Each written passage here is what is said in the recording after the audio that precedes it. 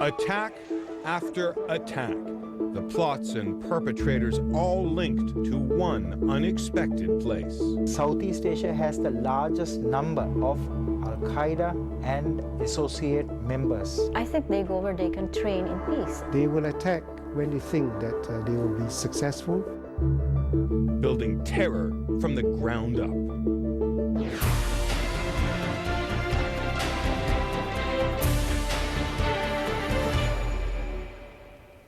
9/11 launched the United States into the war on terror.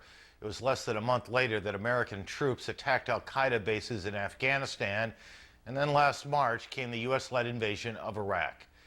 But the real front lines against the fight against terrorism may in fact lie elsewhere. Welcome to CNN Presents. I'm Aaron Brown. When CNN's Jakarta bureau chief, Maria Ressa, saw the planes crashing into the World Trade Center, it triggered a memory of a terrorist plot she first reported on 6 years ago in Southeast Asia.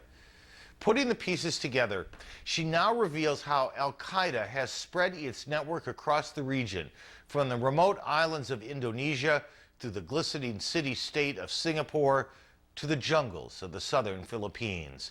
It is a network that existed long before 9/11 and one that now appears to be growing, both in its influence and in its ambitions. The presence of Al-Qaeda and its supporters has set off a war for the hearts and minds of Muslims in Southeast Asia, and at this point at least, it is unclear who is winning. So here now, Maria Ressa and a CNN Presents special investigation, Seeds of Terror.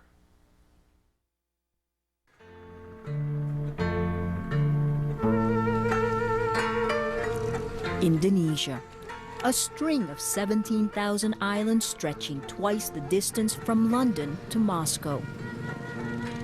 In 8 years, I've traveled throughout much of this country, from remote areas that belong to the Stone Age to its 21st century cities. Here, there are at least 300 ethnic groups speaking nearly 600 languages and dialects. The uniting force, Islam. Home to 200 million Muslims, Indonesia has the largest Muslim population in the world, a population at the heart of a struggle that is the ideological battle of our generation. That is a battle that is going on now for the hearts and minds of the Muslim community. Neighboring Indonesia, Malaysia, one of the world's most progressive, moderate Muslim nations, sandwiched between the tiny city-state of Singapore, an oasis of order in an often chaotic region, and Asia's largest Catholic nation, the Philippines, which has been fighting Muslim rebels for more than 3 decades. Together, these countries make up nearly 25% of the world's Muslims. They are the prize in a battle for the future of Islam. Here, the terrorist network Al-Qaeda has found fertile soil and taken root. Southeast Asia has the largest number of Al-Qaeda and associate members. These groups have grown in size and in strength in the past 6 months, and we can expect these groups to grow. With fledgling democracies and struggling economies, Southeast Asia has been an easy target for Al-Qaeda. Its goal? To overthrow secular governments and convert the entire region and even part of Australia to Sharia law, the same strict code the Taliban imposed on Afghanistan. This is the true front line of the war on terror, replicated in Muslim communities around the world. It is not a fight between Islam and the West, but a battle for the soul of Islam, between a radical minority and a moderate majority. Here, it is not possible for governments to win the battles. It is not possible for non-Muslims to win the battle. The Muslims must resolve this issue by themselves. 39-year-old Kasman lives on the fault line of the Muslim world.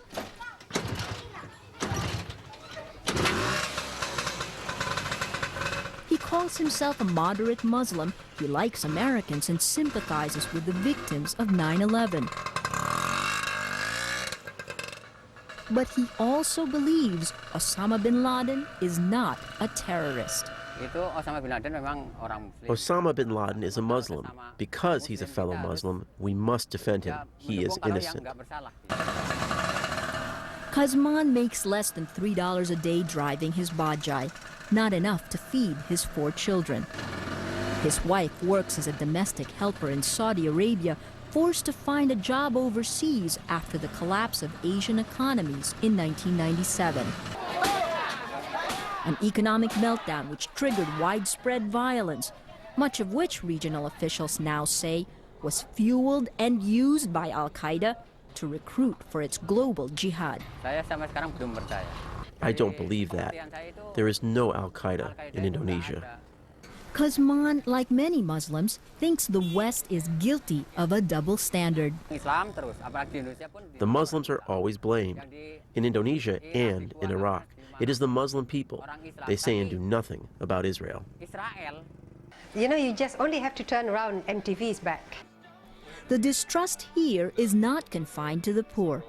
Dewi Fortuna Anwar is a middle-class former government official who lived and studied in England for 10 years. She is a Muslim who embraces many Western values, but she fears the influence of Western culture on her 2 teenagers, 19-year-old Dane and 13-year-old Deka. She makes sure her children are grounded in their culture and religion, and she sends Dane to a well-known Islamic school. I want them to be able to have values and not to be lost later on. We always want to believe that our life is meaningful, and usually, you know, religion gives them that sense of purpose. So you can do all the cooking. Dewi fosters lively debate in her family, also a lot of laughter. There's an easy camaraderie between her teenagers, also the usual sibling banter. Well, he's a brother, so I'm not gonna say that he's nice, he's kind, he's annoying. Basically, all little brothers are like that. I don't listen to her. I ignore her. I don't have to care about her, so I don't talk to her. But there is also a divide between them that mirrors the split in Indonesian society. Dane, like her mother, has lived in the West. She spent a year as an exchange student in the United States. Although there are days when she must wear the jilbab, the Muslim headdress, to school, Dane says she chooses not to wear it every day for very practical reasons. Indonesia is hot, so I feel the jilbab is very constrict to me. And I choose not to, because if you wear the jilbab, you can't wear the short sleeve t-shirts or anything that press. Deka takes a more fundamentalist view. She says she follows the ways of Islam, but she doesn't do it. You can't just say it. You have to live it. And you can't wear those kinds of clothes. I want to be a person who sets limits and follows the teachings of Islam, so I don't sin and I can get into heaven. Although Deka sets limits, he has also been influenced by the West. He listens to Western music, goes out to parties, and loves to break dance. To go back to a more conservative, fundamentalist past, or to embrace modernity, that is the central question for the future of Islam, and it is at the center of the war on terror. Osama bin Laden has come to represent one extreme interpretation of Islam. His message is gaining ground. Dewi says he's seen here as the underdog. Well, you know, the U.S. has been able to carry out its policy with impunity all around the world, you know, and no one dares to say anything. Then Osama is the only one, you know, the man who dares to fight, to declare war on America. Is it fair to say that at some level every Muslim empathizes with part of bin Laden's cause? They empathize with him, but I don't think they agree with his methods. Malaysia's former Prime Minister Mahathir Mohamad, long distrustful of American media, granted us a rare interview before stepping down in October. Considered a moderate voice in the Muslim world, nonetheless, he is harshly critical of the United States for policies like its attack on Iraq, which he says play right into Al-Qaeda's hands. I think the world begins to fear the power of America. We will have a problem dealing with our own terrorists if we appear at all to be working with this country which is so much against Muslims. That growing distrust of America has become one of Al-Qaeda's strongest weapons, now used to win new recruits. And yet, until today, countries in the region remain cautious about publicly admitting Al-Qaeda's presence within their borders. Their internal reports are more honest. I've read hundreds of intelligence documents from the region, as well as classified documents from the FBI, the CIA, and other Western intelligence agencies. They show an extensive, deep-rooted Al-Qaeda network in Southeast Asia, and it all began here in Manila 15 years ago. From the Philippines, it spread to Malaysia, Singapore, and Indonesia. Although more than 200 suspected terrorists have been arrested, intelligence officials say the network remains strong, its cells still waiting to be activated. Coming up, there are real terrorists in this world. That is America and Jews. The man some call the Asian Osama bin Laden.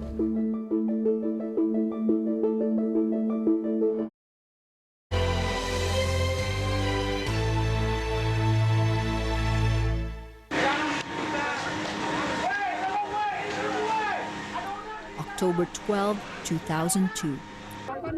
The worst terrorist attack since September 11. 3 bombs, the largest planted outside the Sari Club in Bali. The explosions designed, investigators say, to funnel people closer to the last and deadliest blast, so fierce it ruptured the internal organs of many in the club. More than 200 people died, hundreds more injured. Indonesian officials say the attack was the work of Jemaah Islamiyah, Al-Qaeda's network in Southeast Asia. The man who controls that network, officials across the region say, is Indonesian cleric Abu Bakar Ba'asyir, dubbed the Asian Osama bin Laden. The one truth is Islam. The one thing that can save us is Islam. But we must commit to it. That is what I teach. If Islamic law is disturbed, there is no compromise. In some circles in Indonesia, Ba'asyir is a revered figure. He befriended well-connected politicians like Indonesia's vice president, even though officials in Singapore and Malaysia linked him to terrorism and issued warrants for his arrest. If Islam is attacked, there are only 2 responses. We are victorious or we die. That is what it means to rise up and defend Islam. That is what the infidels and Jews call violence. But if you're going to defend Islam, you either win or you die. You can't sit on the sidelines. Officials across Southeast Asia name Abu Bakar Ba'asyir as the head of Al-Qaeda's network in the region, Jemaah Islamiyah, an organization he claims does not even exist. Days after the Bali attacks, Ba'asyir was arrested and eventually charged with treason. Just before going to jail, he gave an interview to CNN. He denies any links to terrorism and emphasizes the message many Indonesians have come to believe. All of the violence in Indonesia has been engineered by America and Israel. Israel is Islam's strongest enemy, most radical. America is being used by Israel in order to attack Islam. Why you? If you're innocent, why are you being targeted then? I uphold Islam. I fight for Sharia law.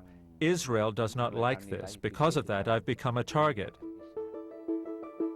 Yet hundreds of intelligence documents obtained by CNN from Singapore, the Philippines, and Indonesia tell how Bashir helped plot attacks on U.S. and Western interests in Singapore and carried out bomb attacks in Indonesia and the Philippines. Radical voices like Bashir's divide the nation and set up Indonesians in a no-win situation. Either you advocate revolt, fanaticism, and violence, or you're a bad Muslim. Yet enough agree with him to virtually paralyze Indonesian politicians. Bashir operated out in the open for years because some say officials of the fragile new democracy, including President Megawati, feared a political backlash if they arrested him. She had compromised national security objectives, and she did this because she wanted to politically survive. So Bali was simply the failure of the Indonesian government to act against a terrorist network when the whole world told them that there was a terrorist network in Indonesia. An Al-Qaeda-linked terrorist network. Absolutely. Bashir believes that democracy and Islam are fundamentally opposed, that Islam is now under attack worldwide and Muslims must fight back, like Osama bin Laden. The so-called terrorists America is pursuing are actually Islamic heroes, but there are real terrorists in this world. That is America and Jews.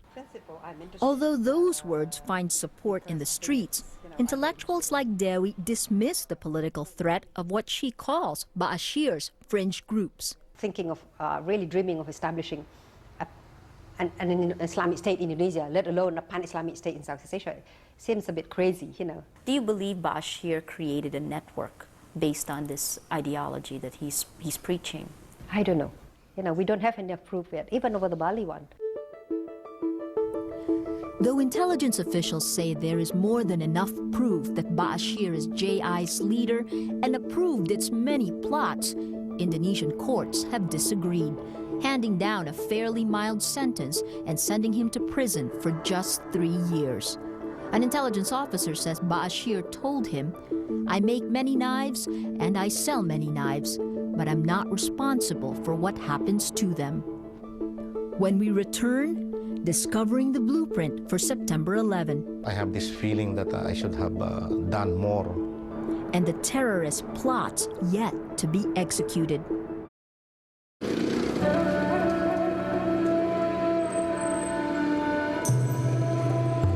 In the early 1990s, Al-Qaeda's operatives sent by Osama bin Laden arrived here, Manila's red light district.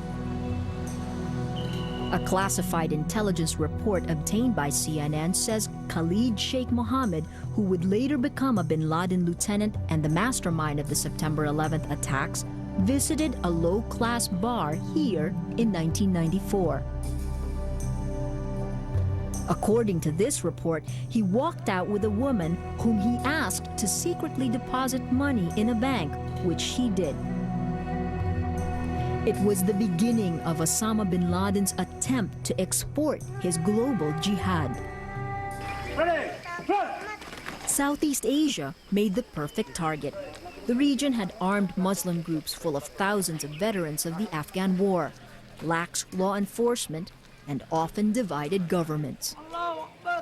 Long before the U.S. was aware of it, Al-Qaeda had established a base here, co-opting homegrown Muslim groups to wage war against Americans. CNN obtained this intelligence document, which describes Al-Qaeda's moves as part of a wider strategy of shifting the base for Osama bin Laden's terrorist operations from the subcontinent to Southeast Asia. Since 1993, every single major Al-Qaeda plot around the world has been linked to Southeast Asia. Southeast Asia will continue to remain a high-threat area for the United States until the Al-Qaeda and its associate members are captured or destroyed. In fact, the blueprint for the 9/11 plot was discovered in Manila 6 years before it happened. Looking back, in 1995, I have this feeling that I should have done more Colonel Rodolfo Mendoza was the head of the intelligence team that tracked the movements of Khalid Sheikh Mohammed, who would become 9/11's main plotter. For a time, Mendoza says, Mohammed lived in this apartment building, moving out only after 2 others moved in, including his nephew, Ramzi Youssef, who had fled to the Philippines after he bombed the World Trade Center in 1993. The 2 new tenants were making a bomb when they accidentally set off a fire late one night. This was the tape police made as they searched the apartment. What they found was shocking. Bottles of chemicals, timers, detonators, a photo of the Pope, and 2 remote-control pipe bombs under the sink. And on Yusuf's laptop computer, police found a file of U.S. airline schedules under the title Bojinka, or Big Bang, a plot to blow up 11 U.S. airplanes in 48 hours of terror that might have killed 4,000.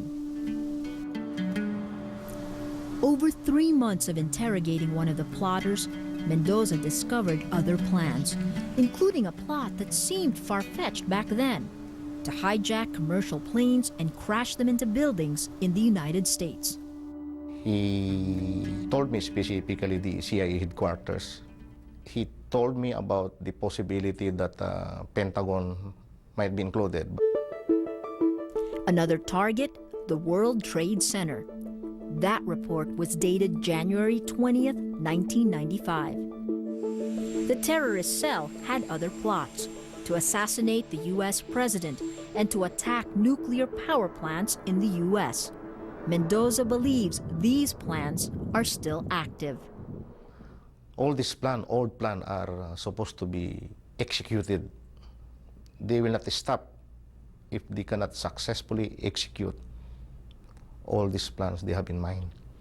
3 members of that terror cell are now serving life sentences in a U.S. prison, including Ramzi Youssef. Philippine Immigration Commissioner Andrea Domingo says although that was a setback for Al-Qaeda, its operatives continued recruiting.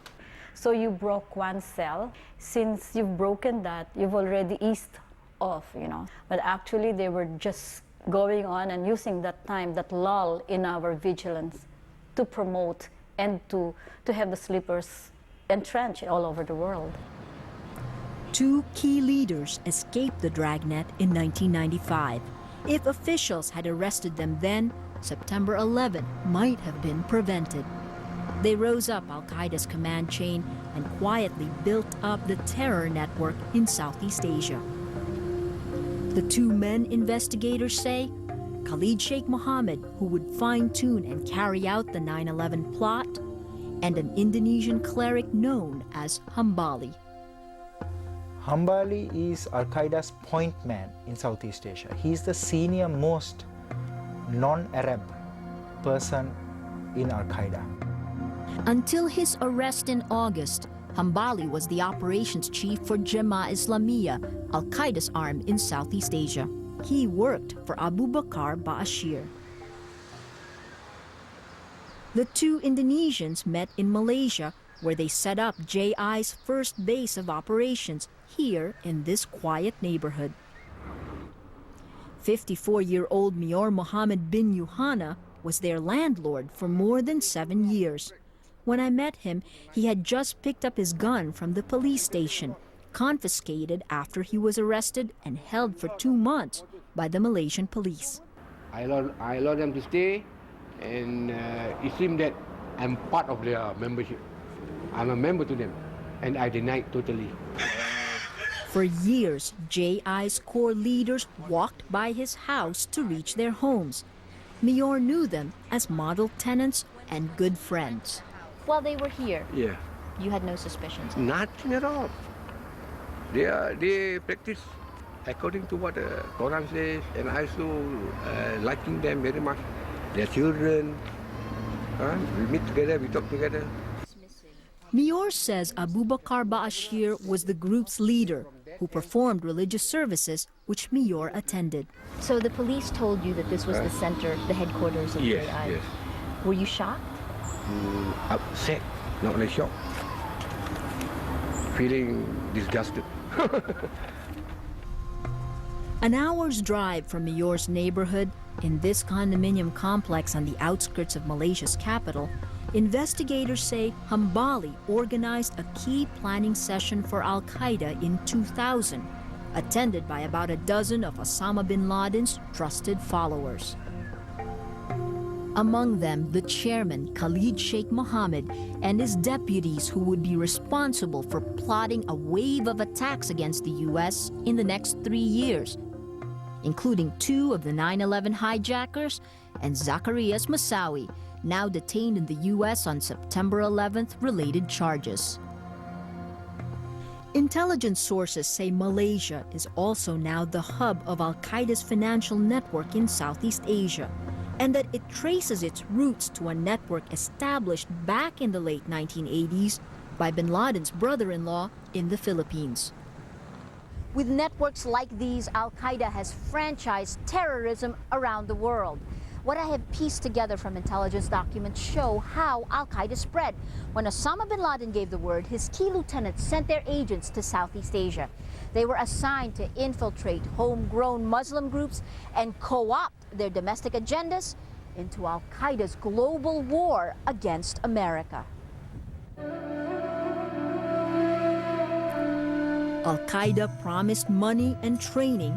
In exchange, the groups extended Al-Qaeda's reach, and their members became the foot soldiers for Al-Qaeda's plots as it spread its seeds of terror. When we come back, Al-Qaeda takes its holy war to Southeast Asia.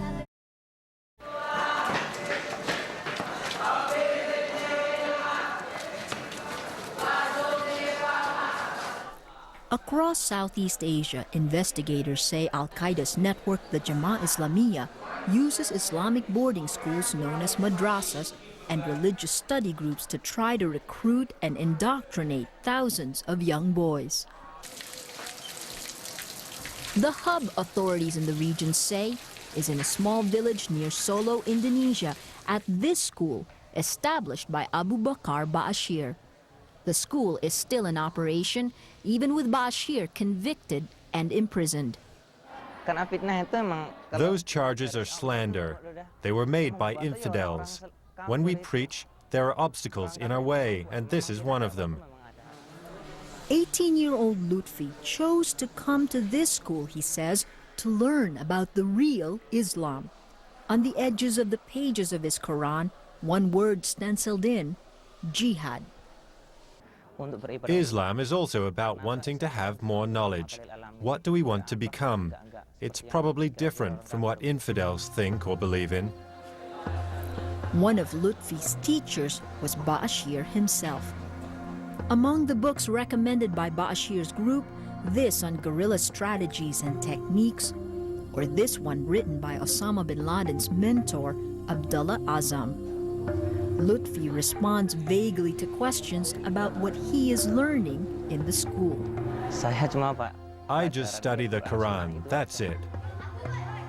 But officials say schools like this are fertile recruiting grounds with a long list of alumni and staff implicated in terror plots across the region. Like Fatur Rahman Al-Ghozi, Ba'ashir's former student, convicted in the Philippines of possessing explosives and sentenced to 12 years in prison. Investigators say he helped activate sleeper cells in Singapore, which shot this surveillance tape of a potential target, a bus stop used by American servicemen who would then walk by these motorcycles where the bomb would be placed. You will notice that some of the boxes that are placed on the motorcycles, these are the same type of boxes which we intend to use. The Singaporean voice on the tape is pitching the plot to Al-Qaeda's leaders, who intelligence officials say green-lighted the plot. This videotape was found in Afghanistan, in the home of Al-Qaeda's military chief, Mohammed Atef, shortly after he was killed. We had not expected that we would find in the house of the one of the Al-Qaeda leaders in Afghanistan, a videotape of a Singapore MRT station and handwritten briefing notes about this being a possible target. Al-Ghazi and 2 other Al-Qaeda operatives were arrested soon after, along with the Singaporeans working with them, foiling their plans to launch suicide bomb attacks against U.S. embassies and Western interests across the region. Al-Qaeda switched to Plan B, outlined in a classified FBI document, to conduct small bombings in bars, cafes, or nightclubs frequented by Westerners in Thailand, Malaysia, Singapore, the Philippines, and Indonesia. Plan B became the Bali bombing. Investigators say the operations chief for the Bali attacks was this Indonesian, Muklas, an alumnus of Ba'ashir School. They are not teaching religion, but they are exploiting religion. They are inculcating a culture of hatred. Ito kung 50 meters, dito ka sa 50. That's only the first step. Once the student believes in the cause, it's time to get training outside the classroom. Okay, Bismillah, Allahu Akbar. At first, many went to Afghanistan. But after 1997, officials say, Al-Qaeda set up their own training camps in the Philippines inside the sprawling base camp of Filipino guerrilla fighters like these. Later, the training moved to Malaysia and Indonesia. I think they go where they can train in peace or where they can train with enough resources. The final step for the students, baptism by fire in the field. Case in point, Ambon, a strife-torn province in Indonesia. This is where officials say Al-Qaeda has been the most successful. Their plan to fuel ethnic, racial, and religious conflicts to ignite the overthrow of governments in the region. The goal? To create one Islamic state covering most of Southeast Asia and the northern part of Australia. This is how it began. In 1999, 2 Muslim bus passengers refused to pay the Christian driver. That ended in a village battle fomented by local politics. The battles continued through the next 3 years, with a largely Muslim army taking sides against the Christian police.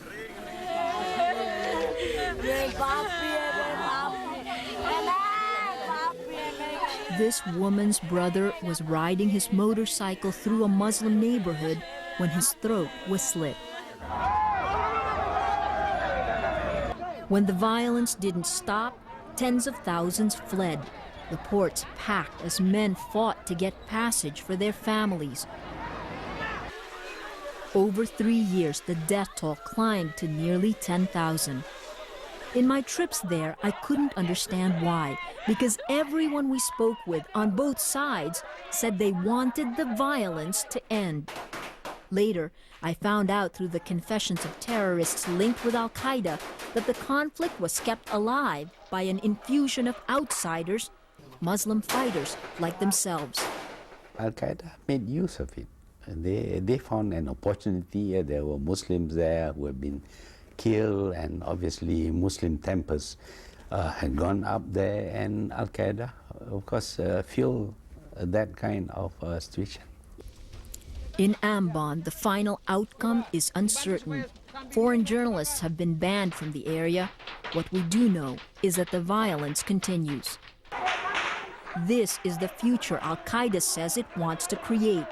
To use Islam to agitate and trigger a jihad so devastating it creates a power vacuum. Power then goes to the group ready and waiting to take over, Al-Qaeda. If it can replicate hundreds of Ambons in the region and around the world, Al-Qaeda will have succeeded. Up next, a deadly state of denial. Could Bali have been prevented? I wonder.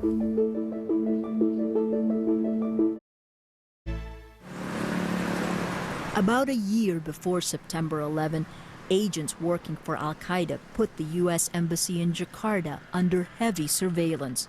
Their plan was simple. Oh, we knew very well. that when the Al-Qaeda hit team came in, the idea was to blow up the embassy. Our information was absolutely crystal clear from multiple sources. Robert Gelbart had just arrived in Indonesia as the new ambassador. A former counterterrorism specialist, he was shocked by the Indonesian officials' reaction to the threat. I went to different parts of the Indonesian government at high levels to ask for added police protection. The police refused to provide the additional security that we needed. 8 months later, the CIA found a detailed map of the embassy in Al-Qaeda hands. The U.S. asked the Indonesians to arrest a group of Al-Qaeda operatives from Yemen who had arrived to carry out the embassy bombing. No action was taken, and the group escaped, according to U.S. officials who tracked them. This was the kind of problem I experienced throughout the Indonesian government as part of either denial or a profound distrust of the United States, or a combination of both. Eventually, Gelbart's blunt diplomatic style took its toll. I am known as somebody who is very direct in how I speak, and perhaps that was not the best way to deal with the Indonesian government. A year before his term was over, Gelbart was replaced. We're friends. We've been friends a long time. Enter his polar opposite, Ralph Boyce. Public confrontation is not always in the best interest. I think the velvet glove approach probably works a little better. But a softer touch did nothing to change the Indonesian government's denial of Al-Qaeda's presence. In the weeks before the Bali blasts, as intelligence officials gathered evidence about the terror network in Indonesia, Boyce worked frantically behind the scenes, struggling to convince Indonesian officials of the danger. I think they felt we could handle it. We don't need to be told about it by outsiders. If it comes up, we can deal with it. In retrospect, could Bali have been prevented, given the information you know now? I wonder. I don't like to go back and try to make those judgments after the fact. I think we did pretty much everything right along the way. The Bali blast ended Indonesia's denial, but not the deep-rooted distrust of the United States in the Muslim world. It's a familiar issue for Dewi Anwar. In 1998, she was the spokeswoman for Indonesia's President Habibie.